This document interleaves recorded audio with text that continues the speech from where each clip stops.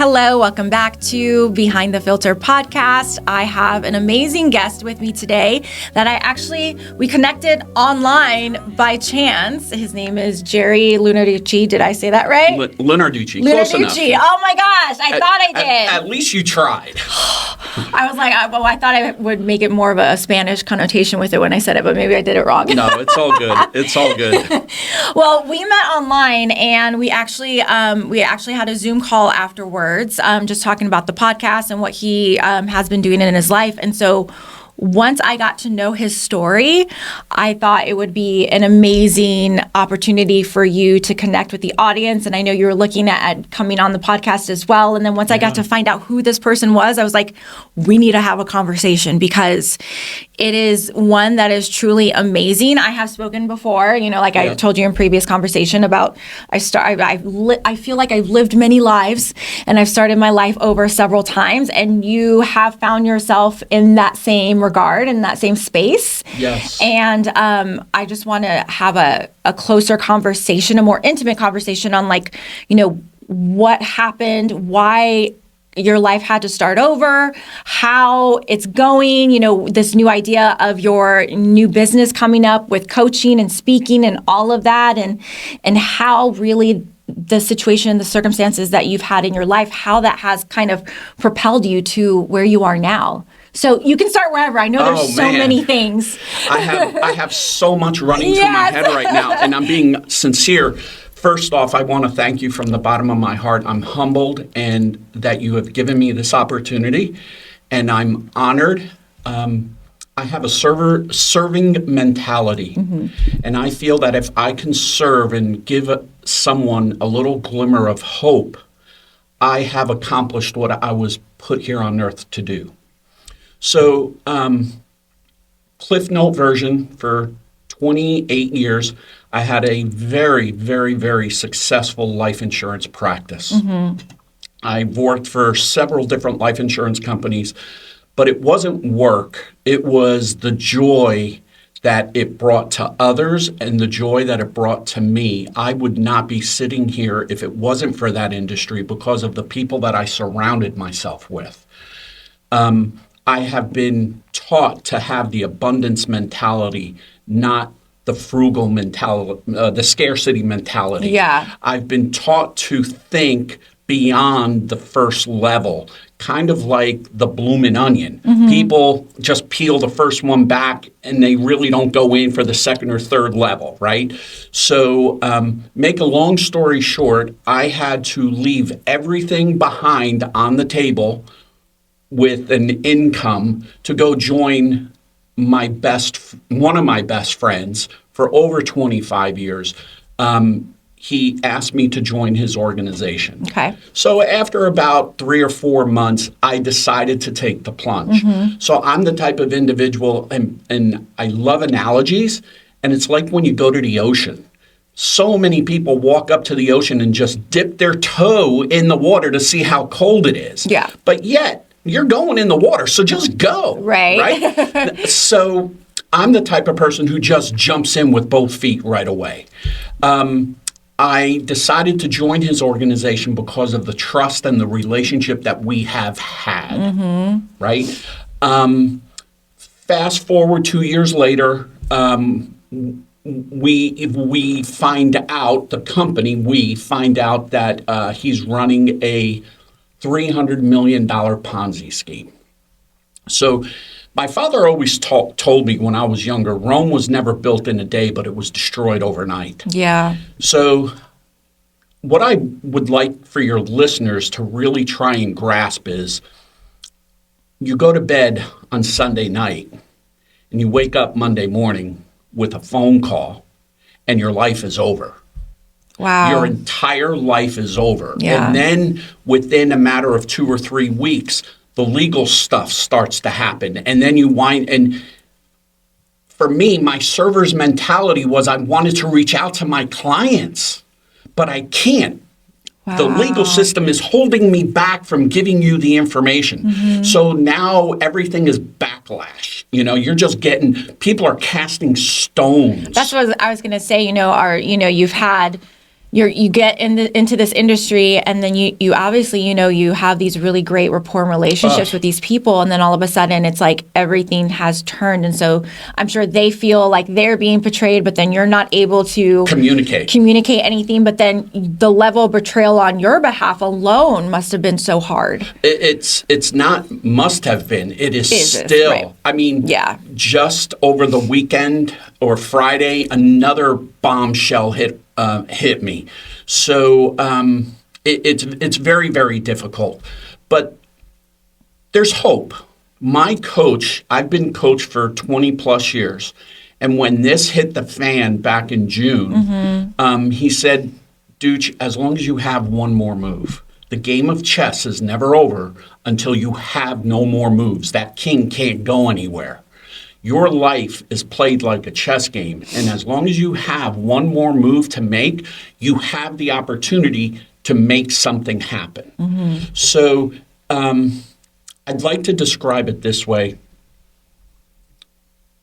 When we were going to grade school and grammar school, we all had dictionaries. Part of that, you had to have a cigar box, colored crayons, pencils, and a dictionary, and a thesaurus as we grew older, right? So the word betrayal, the word anxiety, the word stress, those all have definitions. But those definitions describe an emotion. Yeah. And unless you have experienced that emotion, it just is a word in a dictionary. That's it. So when I speak with someone about betrayal, they can only empathize what I'm going through unless they have walked in my shoes. Correct. Right? So the word betrayal to me was a word in a dictionary on that Sunday night. But by 5 o'clock that Monday afternoon, it had throwing up, gagging, crying, not wanting to talk to anyone, going into hibernation, because you could not believe that this individual would do such a thing. Oh, wow. So, it's very, very hard. And then you go into the anxiety and the stress. How's my wife going to take this? How are my children going to take it? How are who I thought to this day my inner circle would take it? And as we speak, there's only 3 people that are in my inner circle right now. And I use this analogy. Last year at this very time, if I had tickets to the Super Bowl last month, people would have died to go to the Super Bowl. Now I can't even give away hockey tickets here in Indiana because no one wants to associate. Right? Which is fine. It's that now I know who your true friends are. Exactly. You really know. Yeah. So my wish is that for anyone who's listening or watching, everyone starts over, right? It's just like buying a house. When you buy that house, you say, oh, this is going to be the house. But then 10 years later, it's time to move on. You have a conversation. Let's go get a new one, right? How do you adapt? How do you accept that your career as a financial professional, so for 30 years, 28 years, this is what I have done. That's my identity. And now at the age of 60, I find myself unemployed, no one to, and I'm not playing the victim. I just want people to understand what it feels like and why I have decided to take this course of saying, hey, what am I not going to put food on my table? Right. I have grandchildren that I want to support. So for me, it's how do I give the listener, the person who's watching, the glimmer of hope that you do have one more move? I don't want to pick on the DIYer, but when you hit rock bottom, like I have hit rock bottom, you can't do it yourself. Right. You can't. You have to reach out to someone to anyone who's willing to listen, someone who is going to support you. For me, it's those three individuals, because we went out for coffee about a month and a half after the crap hit the fan. And they said, Gerry, this is your unique ability. This is why we are with you, and this is why we started with you, doing business with you 10, 15 years ago. You have a gift. So during these past 6, 7 months, I have really dove into my purpose in life. And I remember reading a book years ago. I can't remember the author, but the book was called A Purpose-Driven Life. Yes. Okay. And for me... That's Rick Warren, right? Yes. I couldn't remember it. I skimmed through the book, and then I would start reading it, and then I'd stop, and then I never ended up finishing it, but I just know, like, people love that book. Yeah. It was a great... It made an impact that I still remember parts of that book. But think of it this way. We have the phrase, he has God-gifted talent. Yeah. Okay?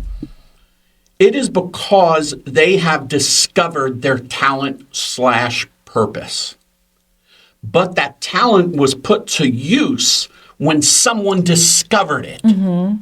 Right? Right. So going sports analogies, you're playing baseball in high school, who's there? The scouts are there to see if they discover you, right? We just had the NFL Combine here, right? They're being discovered. They have that God-gifted talent, but now are they willing to be shaped and molded for that certain team? Does that make sense? Yes. So for us as individuals, I believe we have all been born with a talent. And it is our responsibility to find that talent and use that talent for the purpose-driven life. So for me, the talent is having the ability to have meaningful conversations with individuals or spouses, husband and wife, to make financial decisions the best way possible. So for me now, the story is changing. I'm opening up another chapter, right? So when you when, like how you said before, when everything kind of hit the fan and you're like, okay, I have to now start completely over, and you're finding, obviously what that gift is for you.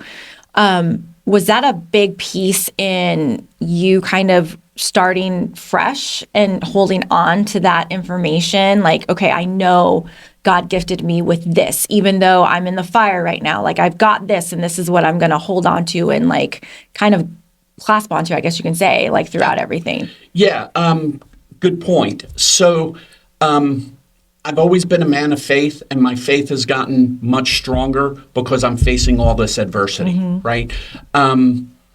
I believe that this happens for a reason. So I have an abundance mentality. So I counted all the blessings that were given me for the past 3 years.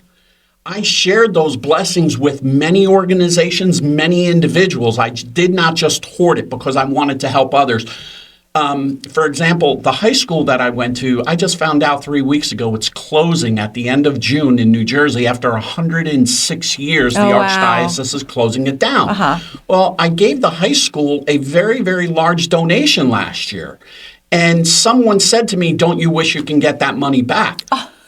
No. You're like, no, that's not the point of donating money. No, I didn't. Number one, did we know the school was going to close? Right. No. Yeah. But here's the other thing that I impacted, because you donated money, you could dictate where that goes in the school, right? Yeah. So I wanted some of it to go to families that couldn't afford to send their children to school this coming year. And the letters that I got back from the 4 students just were heartfelt and motivated me to want to have the ability to give even more next time. Yeah. So I believe that the blessings that I received, because I was a good steward with those with the money. Yeah. I honestly believe now here's where the faith comes in. Are you willing to continue your journey with Christ. And if you're worthy enough, he's going to give you 10 times more so you can impact 10 times more people in the future. When is that going to happen? I don't know. Yeah. But that's the journey that I am on. And I just want to have the opportunity to make a difference in someone's life. And that's where the life insurance came in. But the thing with the life insurance, I was doing it for 28 years. Yeah. I only delivered 5 checks in 28 years. So to be whole as a circle, to feel whole in what you do as a living, as your career, I was gratified, but I didn't get that full gratification feeling until I delivered that check. So I said, what's your unique ability? We sat down, we talked, drank so much coffee, we whiteboarded it out and all of this stuff. It was like, dude, why don't you coach people? Yeah. You've been coached. Do I hold any coaching certifications? Absolutely not. But the greatest coach is life itself. I was literally just going to say that. I'm like, you don't need it. It's the life experience. It's what you go through. Yeah. And so someone on LinkedIn the other day, because I'm using LinkedIn, as I think that may have been where we first, I can't remember. Anyway, I said to them, you bring up a valid point. I do not have any certifications. I said, do you enjoy sports? And he said, yes. I said, do you follow baseball? He said, yes. I said, who is a manager of the team and who are the coaches of the team? Former players. Yeah. Right? Same thing in the NFL. They're head coaches and coaches are former players. I have a family member who is a coach at Vanderbilt University. He graduated from IU. There's no certification there. Right. So the whole certifications and all that, I will never understand. I get it, like on the technical side, and there's these things that you specifically need to have. But like I didn't even graduate college in broadcasting. It was my hands-on experience and my networking that got me into the media field. So it's like it's kind of like I don't necessarily agree with that 100%, you know? Yep. You and I are on the exact same page. I classify that, or I put that in the bucket of not street smarts, but life smarts. Yeah. Right? So it's kind of like when I ask now my coaching clients, is there a difference between hindsight and experience? There is a difference. And experience is what we do every day. We go to work and we experience a brand new podcast. We met a new individual. Yeah. Right? Right. Hindsight is when you learn from mistakes of yourself and others. So if I have the ability to coach someone, I'm going to give them life experiences of myself and others that I have coached. Yeah. So in the financial world is a lot of people do not become financially successful / independent because they're making the same mistakes as everyone else. And they take that cookie cutter suggestion. So personal coaching is not a cookie cutter suggestion. Yeah. It is listening to the individual. Like the other day, I gave, I'm going to give you a little bit of taste of what my coaching is like. Okay. I said to him, mind you, he was a client who was involved in the Ponzi. Oh, really? Yeah. Oh, wow. Yeah. Wait. So he was involved in all of it. As a client. As a client. As a client. And so he is now one of your clients for what you're doing now. He reached out to me because his rep is not speaking to him, and he had tons of questions. And I told him what I could, what I couldn't. We hit it off. And I asked him one simple question. I said, Tommy, you are a very, very unique individual. Have you ever thought about being coached? And he said, Ducci, he goes, I've always thought about it, but I didn't know if I would gain anything out of it. I said, okay, we talked about business, how much, and all of this stuff. I said, this is not going to be easy. Yeah. Okay. I said, I want you to write your obituary. Oh. He goes, excuse me? I said, I want you to write your obituary. I warned you, this is not going to be easy because if you want to be the best individual that you possibly can be, how do you want the world to remember you? And that's what an obituary is. So when he gave me everything 10 days later, I now just have to do, it's not this simple, but it sounds simple. I just have to create a reverse timeline. If he was a family man, he was this, he was that, he had a big heart. Now I know the hurdles that I, as a coach, have to jump through with you, my client. That's so crazy to like, just me even thinking about sitting and writing my very own obituary. Like that's just, it's morbid, but in a way it's like, it gives you a really, really good like bird's eye view of someone's life. And it goes so much more deeper than I feel like any other, I guess you can say like coaching style or anything would do something like that. It's not just, here's a textbook, read chapters 1 and then do this homework, right? No, how again, life, going to someone's funeral, people get up, even what is a celebration of life? Yeah. Right? Well, just think about it. If we lived our lives the way people would want to think of us, excuse me, and it's totally, totally different than our everyday life. Absolutely. I had to write my own obituary.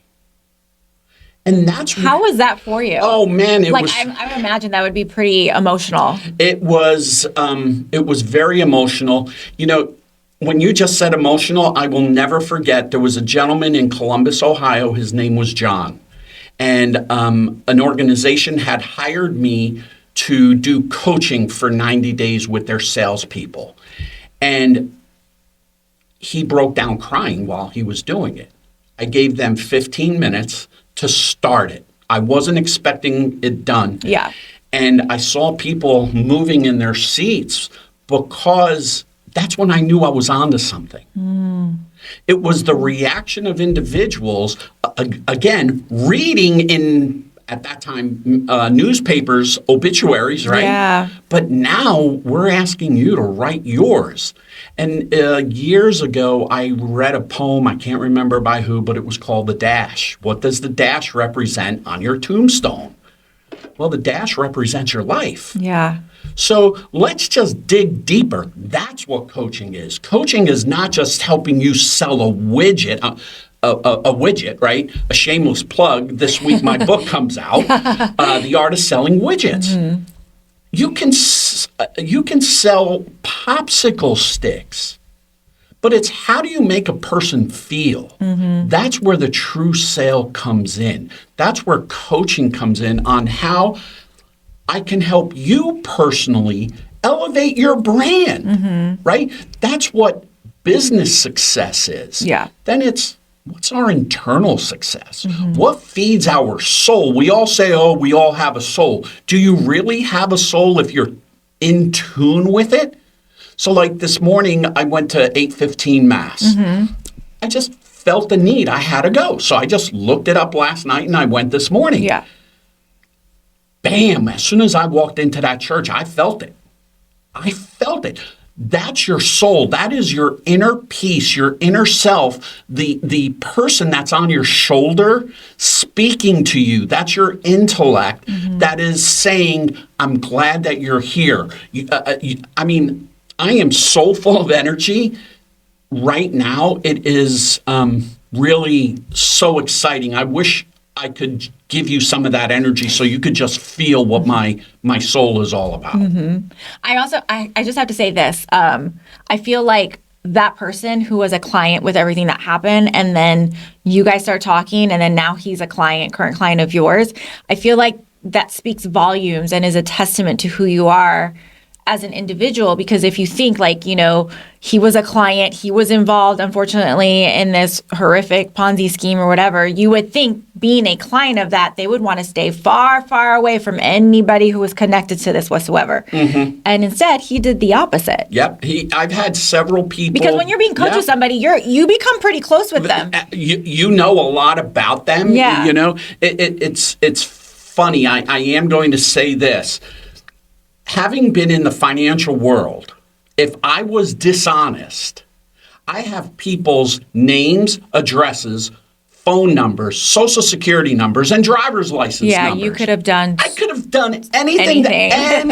And people don't, oh, wow, he does. Yeah. Right? So my relationship with Tommy, this client, is a very, very unique relationship.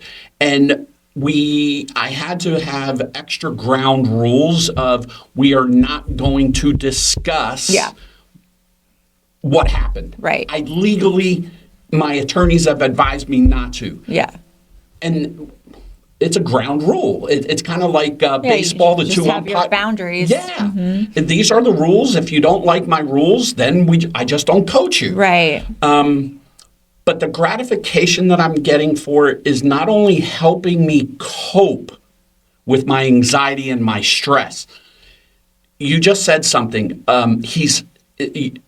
He reaches out to you and he trusts you with everything that you're going through. Mm-hmm. I need that. Mm-hmm. I need that to help fill my empty soul to say, hey, I am still worthy to walk on this earth. Yeah, absolutely. Right? So I just, again, starting over anyone can start over. Anyone can start over.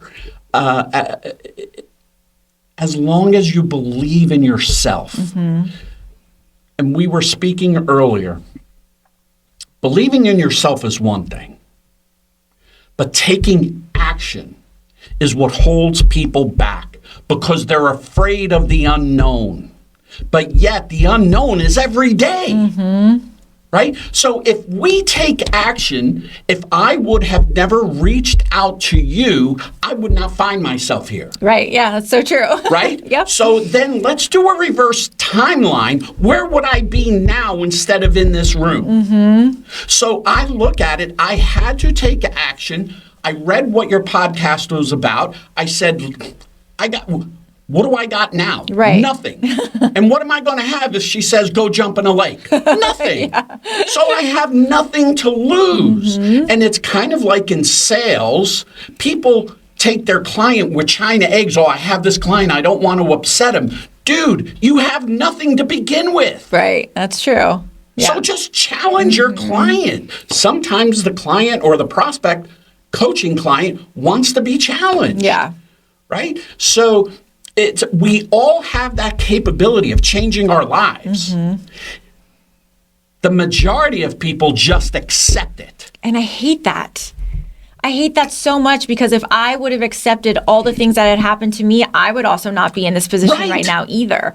It's up to the individual to make those changes. And it's like, I have an issue with people just wanting to be, I guess, complacent in where they are in life and not being able to go ahead and take those leaps of faith because you just never know what's going to happen. You don't. That is you take a leap of faith every morning, whether you realize it or not. You are taking a leap of faith because anything can happen to you. Yeah. So my life changed dramatically the way I also think on 9/11. So having your best friend at the time die in Tower 2. Oh, wow, really? Made me understand that you don't have, tomorrow is not guaranteed. Nope. But we all take it for granted. Mm-hmm. We all go to sleep. Some of us say our prayers, some of us don't, and thinking we're going to wake up tomorrow morning. So I'm an avid Springsteen lover. I've seen him 197 times, okay? But every concert was different because every concert gave me a different emotion. Mm-hmm. And when he came out with The Rising during 9/11, and I remember speaking to my best friend's wife, she says, I remember him giving me my last kiss on the cheek before he went to work. You and I are never going to experience that. Yeah. That's the emotion, right? Springsteen's lyric, coffee cup on the counter, dirty shoes in the foyer, right? We all live that. Yeah. right? I left my house today. What did I do? I took my last sip of coffee and I left it on the counter. Yeah. Those are raw emotional feelings. And what I mean by that is John took a leap of faith leaving the airline industry. I took a leap of faith of leaving the airline industry. But I've seen what taking that leap of faith has done to so many individuals, right? Even professional wrestling. The Royal Rumble was here 3 weeks ago, a month ago. Whenever. Those people just did not become superstars overnight. They had to take the leap of faith and give so much up of their lives to go after their goal. Right. Right? Are we mentally healthy enough to take action? And because of the fear of the negative impact, right? School taught us, don't ask for help, do your homework by yourself, right? Don't look over someone's shoulder, but yet the world itself revolves around networking. That's true. Right? Yeah. And I'm not making fun of our education system, but school teaches us totally opposite of what the real world wants. Yeah, 100%, totally. Right? So, could it be that our school system screwed us up mentally a little bit? Don't ask for help, right? Yeah. I don't know. But when you really stop and dissect where you are you the type of, because there are, people in this world who just go to work 9 to 5 and just collect their paycheck. Right. There's absolutely nothing wrong with that. We need that in our society. But then there are others that say, I want to do something else. I'm not sure. Well, that means you're on a journey. So now the question here is, you need a coach to help draw it out of you so I can help you take that journey. And third is having the capability of understanding that you cannot achieve whatever it is that you want to achieve by yourself like school taught you. Yeah. We need others. No different than driving a car. You just didn't get in and drive a car. You had driver's ed, or your parents taught you. So I don't know where our society switched that, meaning, hey, I can do it all by myself. Yeah. But every individual that I have ever spoken to, and the one thing I love about my past 28 years are the relationships of high-powered individuals. I'm not going to name drop. Yeah. But the people that I have access to, they're on the first name basis for everyone. And it's just amazing when I ask them. So think of any big name person in your mind and what they do. If they're not doing what you do, you're never going to experience their feelings. So I have a gentleman that I know who is a UFC fighter. Okay. He was the world heavyweight champion. And I went up to him and I said, Tom, 10 seconds before your fight starts, you hear the cage lock, and it's you, your opponent, and the referee in the cage. What goes through your mind? I'm never going to feel. So I want to know. I want. That's me. I'm hungry to find out more information. And his first words were, am I allowed to use an F-bomb? Yes, absolutely. You say whatever you want. Okay. His exact words, how bad is this going to fucking hurt? That's what goes through his head.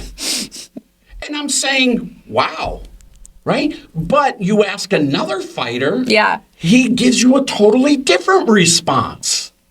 So, I have a musician of a very, very well-known band, around for 30 years, and I said to him, Tom, what are you thinking about on stage when you're playing in front of 70,000 people? Yeah. He goes, you really want to know? I'm like, yeah, that's why I'm asking you. He goes, I'm wondering if that person all the way straight at 12 o'clock in the very top row, I wonder if he's enjoying his popcorn and Coke. I said, are you serious? So it's it's totally insane. This past June, an artist came to Ruoff, and we had connected in April on a flight. We hit it off. He invited us to the concert, and he goes, "Where are your seats?" And we said, "I don't know. We just came straight backstage because we were running late."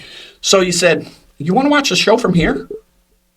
So we were able to watch the show from the stage, but it wasn't just watching the show. I got to feel his emotions, because when you go to a concert, one person is looking at 40,000 and 40,000 are looking at one. So for me, it was that passion that I saw.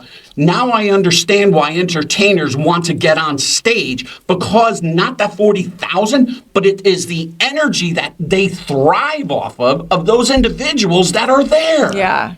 And that's where my speaking opportunities come in. So I'll give you one quick example. I gave a presentation about 5 or 6 years ago to about 110 financial advisors around the country.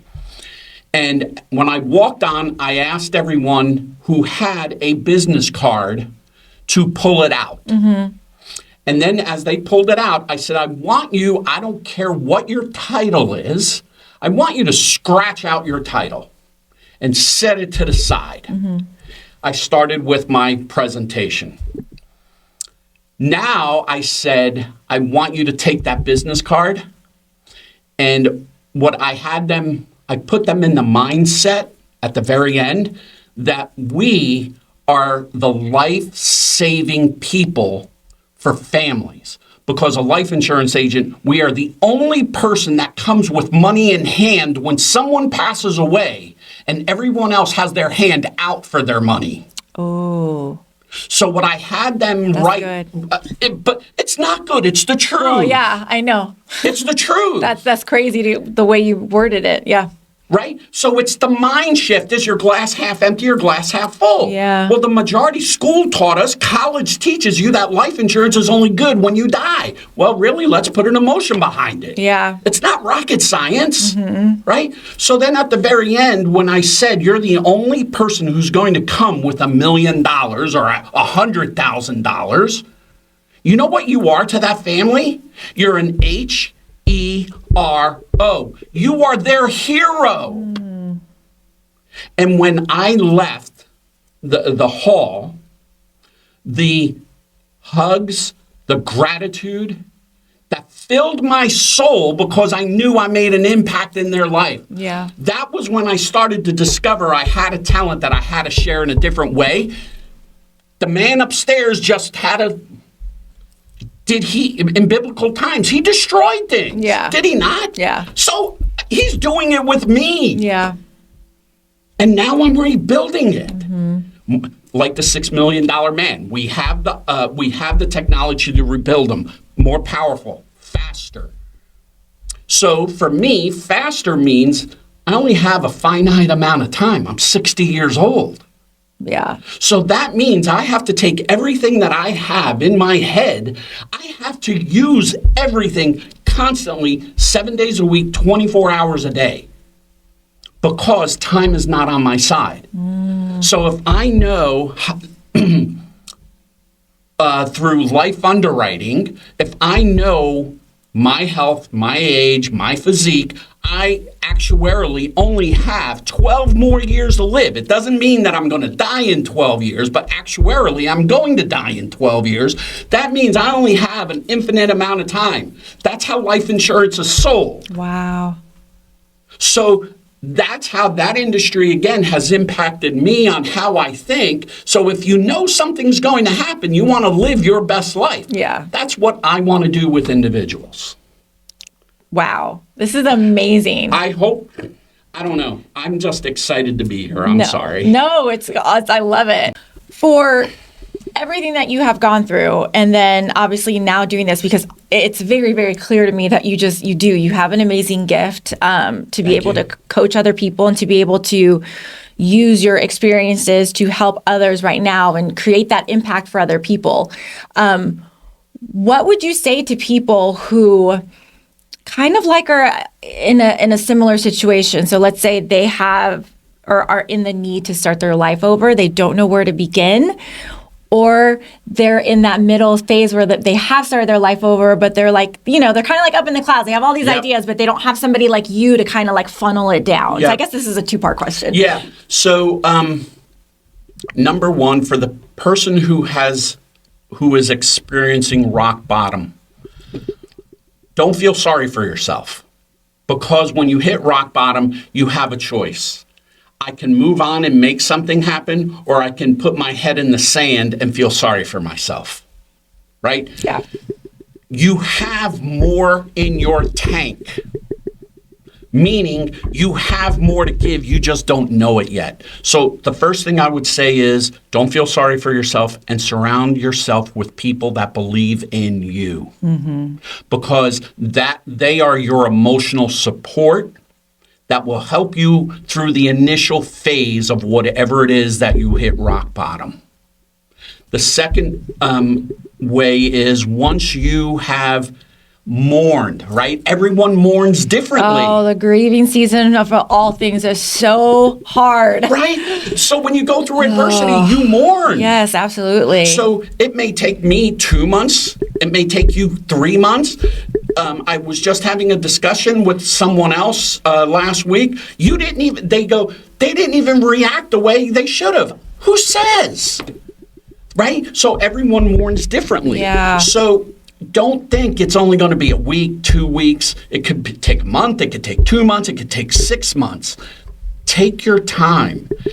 And then when you're ready to commit and take action, please don't do it by yourself. Reach out, because there are others who have walked in your shoes that can make your path easier. Right? So it's kind of like a hidden mine. Don't go that way because there are mines. Let's go left and we can get you there. It may take an extra 2 hours, 3 hours out of your way, but at least that person knows if you go to the right, there are landmines there.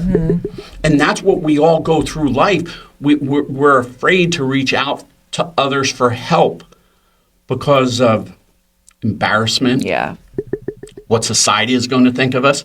But what's funny is if you get through it and you do what you want to do, people are going to start looking at you totally different because you achieved all the adversity that you faced months before. So, and that's how I would say, that's what I would say. And then stick to your beliefs, who you are. And for me, my story is my parents took the biggest jump, and they came to this country when I was 2 years old. And they achieved the American dream of retiring prior to age 65, not knowing how to read, write, or speak the English language. To this day, my mother emails me documents to read for her. How do two individuals create something like that, uneducated, but yet you and I, have the tool to communicate with others, and we are having a hard time retiring at the age of 65? Not physically, but you know what I mean. Right. Yeah. It's the desire. It's the commitment. It's the love. It is the will to be something better. And for me, I could not let, both my parents are still alive. And by the way, they were also victims.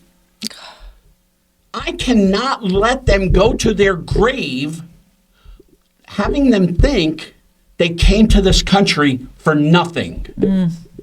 So I also have that weight, not that they don't think that, right?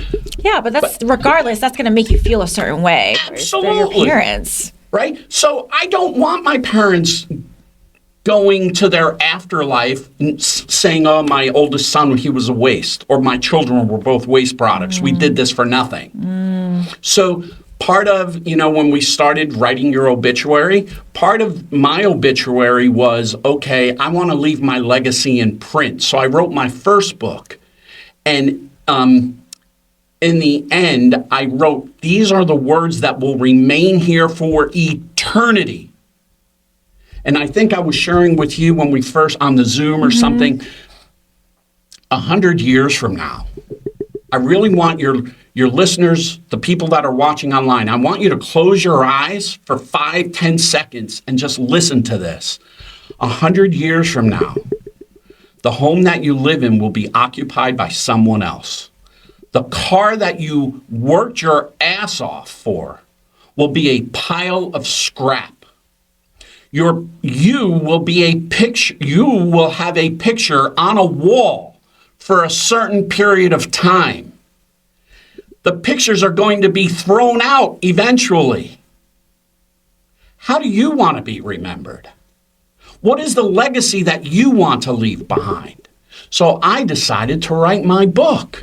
It was a financial book, but yet my 3 generations from now, if they want to go back and do their ancestry.com, that book, my 2 books, and the 3rd will be out there. So they're going to know he was a successful financial representative. He was a coach with the art of selling widgets. And my 3rd book, which is in writing, is called Betrayal. Because I want I want my feelings to come out in that book to help others. Just think of it. My book can help someone 300 years from now. That's what legacy is all about. That's what I want to give. That's how I think. And that's why I can't accept being mediocre and accepting the defeat. Oh my gosh. I feel like you just literally like preached a sermon right now. No. Like, gosh, that's so good. Thank you. This is how I live my life every day. Listen, I'm not perfect. No one is perfect. Right. And that's what faith is all about. That is what faith is all about. And that's what, we always joked as a kid, that was what was so great about being Catholic. You go to confession on Saturdays, say 3 Hail Marys, 2 Our Fathers, and you're good to go for another week, right? As a kid, that's how it was, you thought. Right. But now it's like, you're 60 years old and you look around at all these people in church and you're like, wow, I'm one of the youngest people here. But yet, everyone has an issue. People go to church because they, obviously their faith, but they go to pray for something that is so dear to their heart. Yeah. And, I have a client, he goes to chapel 2 hours a day because he has so much going on in his life. Yeah. Right? So I could go on and on. I'm sorry. No, this is good. Thank you so much for coming on here and just sharing your story. I know there's a lot to your story, and it makes it difficult in terms of trying to communicate what has happened, and then also just the fact of just starting over. And that's a really hard topic for a lot of people to even just communicate that fact. But then you just like turning it into something amazing. You've used, again, your past experience and what you have gone through for now really for the benefit of others, and you're incredible. So thank you so much. You. Like I can feel like your energy, and I can feel like, I guess like your love for just life, life and people. Yeah. That's what I learned about John when he passed away in Tower 2. Just love your life. Just love your life because it was yours. You chose to pick your life. So man up, own it, and you can choose to change it. But the majority of people accept it. I just don't like to accept it. That's awesome. So before we close, you just said you had a book that just came out. Your second? Yeah, the second book will be out hopefully this Friday on Amazon, all the major book websites and all of that. So what is that called? It's called The Art of Selling Widgets. Okay. It's selling untraditionally. So companies teach their employees a certain way. My selling technique is totally counterintuitive. Okay. And that's why I wrote the book. Awesome. So we'll make sure we'll put that in the email and the blog post, and we'll make sure we'll share that information. Thank you so much, Gerry, for coming on here. Thank you so much. This is awesome. I'm actually looking forward to when your 3rd book comes out on betrayal, because I can use a good read on that. It will, from what I have written so far, It's deep, Yeah. intense. I think it's going to be mind-blowing. I really do. Awesome. I don't expect to become a millionaire, but I want I want individuals to understand what the word betrayal feels like. Yes, not yes, just exactly. the word in the dictionary. Thank you so much for coming on here. This was amazing. Thank you so much for having me. Well, we'll have more information online on my website. We'll have the email and the blog post, and then obviously you can check out all of our podcast clips. You can find all of that at JohnetteCruz.com.